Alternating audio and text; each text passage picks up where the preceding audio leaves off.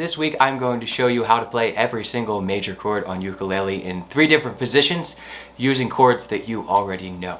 Now I know this sounds a little bit crazy, but it's really not that tough when we get down to it. We just have to understand how chords are built, that's all. Now last week my video was about the technique involved in playing bar chords and movable position chords, so please do check that out if you're not familiar with it, or this lesson will be quite a bit tougher for you until you have the proper technique to easily play bar chords.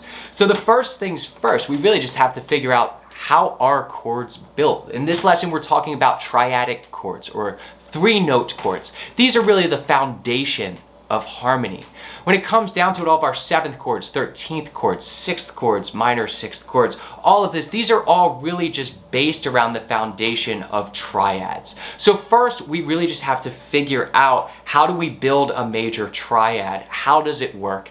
And then how can we move that all over the fingerboard?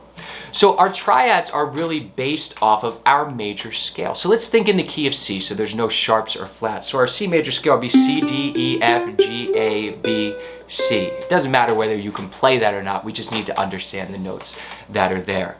We're going to select from that the root or the name of the chord, the 3rd and the 5th. So let me demonstrate. So let's talk about C major, right? So our root would be the name of the chord itself, C. We have an open C string. There we go. There's our root. And then we have the 3rd. We just have to count up from the root. C, D, E. It's our next open string. Mighty convenient. And then we just have to find our 5th. C, D, E, F, G. That also happens to be an open string. So there, with our top 3 strings, is a C major triad. And you'll note if you just add on the A string the 3rd fret, that is the C major voicing that you probably learned the first day that you bought this instrument. So to move this around, we could just put a bar down wherever we want. When we play a bar chord, our first finger is really just replacing the nut where the strings go over towards the tuners right here and shortening the string length. It's just acting like a capo, that's really it. So if I wanted to play a D major bar chord, I would just have to find the D on the 2nd fret of my C string. That would now be the root. But the relationship of all the notes and the frets around that is still identical. So I'd put down a bar on the 2nd fret, and then we know this is the 3rd fret, right, for our C major, so this just has to be 3 frets away from that. On the 5th fret, there's a D major chord. And the thing is with this lesson, I want to keep it really simple, so we're not actually going to use that voicing, although it's a very helpful one. We're not going to use that octave C. We're only going to use the 3 basic notes. So if we think about our D major chord, our standard open position one would be 2, 2, 2, open, right? We have D, F sharp, A, and then an A on our open A string as well. So we can move this voicing up. Again, we just have to figure out what note we want to play on the C. So if we wanted to play the pesky E chord that everyone hates, our E is the 4th fret, right? It's the same as our open string, 4th fret of our C string. So by moving this position up, we slide it on up to the 4th fret, right? Those top 3 strings. And then we just have to replace the nut, or bring this first finger 2 frets back on the 2nd fret. So it'll be 4, 4, 4, 2. And there's an E major chord. Slide up 1 fret, now we magically have an F major chord right there. So all you have to do for these root position chords is take that voicing, or even the C major voicing if you would prefer. They're really one and the same. They're both the same groupings of notes. We're just adding an octave over top. And figure out on your C string where that root note is. Base the chord around that. And then you can have any chord that you want up and down the neck. And the thing is, there's 2 other positions, right? Because we have 3 notes in a chord, and we don't always have to have the root note or the name of the chord be the lowest tone in a chord. And when we do that, it's called an inversion. So our first inversion chord, we're going to go back to C just to think about this easier without sharps and flats. Our first inversion chord would be based around our E. We have C, E, and G. Our 3rd would be E. So I'm going to show you the chord, and I'm going to break down how we actually figure it out. So our voicing will now be 5, 4, 3, 3. So we have a partial bar across the 3rd fret. So this is going to be our 3rd, our 5th on the E string, and then the root is both on the A string and the G string.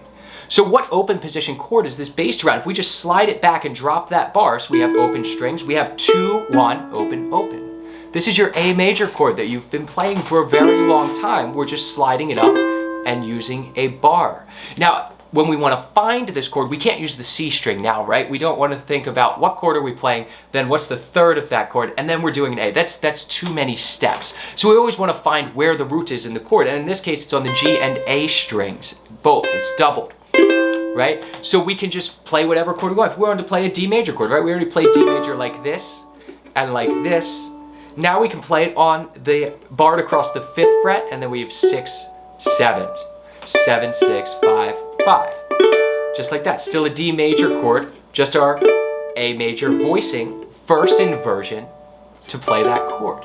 So then we go up and we need to find our second inversion chord, which you probably already figured out means that we're basing it around the 5th of the chord. So back to C. C, E, and G, right? So we're going to base this around a G. The G for our lowest note would have to be on the C string if we're playing all 4 strings. So that's going to be on the 7th fret. I'm just going to tell you that and then we'll figure this all out and how the chord's constructed. So it will be 9, 7, 8, 7. C major, right? All the same chord, just different ordering of the notes is all. But if we take this position and slide it on back so that we don't have any bar, we have 2 open, 1 open. That's your F major chord, probably the second chord that you ever learned on uke. And this bar chording is just based around that. But now where's our root note? That's the key, because that's how we need to find it. F major, right? It's on our E string. That's our F right there on the 1st fret. So we can just go up our E string if we get all the notes here. You know, this would be a G major voicing if we bar across the 3rd fret.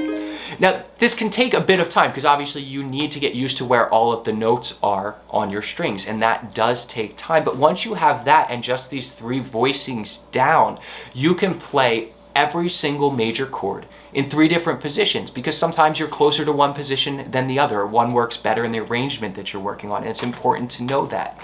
And once you're comfortable with that, then we can move on and talk about the other values of chords. So next week, we're going to take these positions and we're going to dive into the modifications necessary to make them the other types of triadic chords, which are minor, diminished, and augmented. I'll see you all there.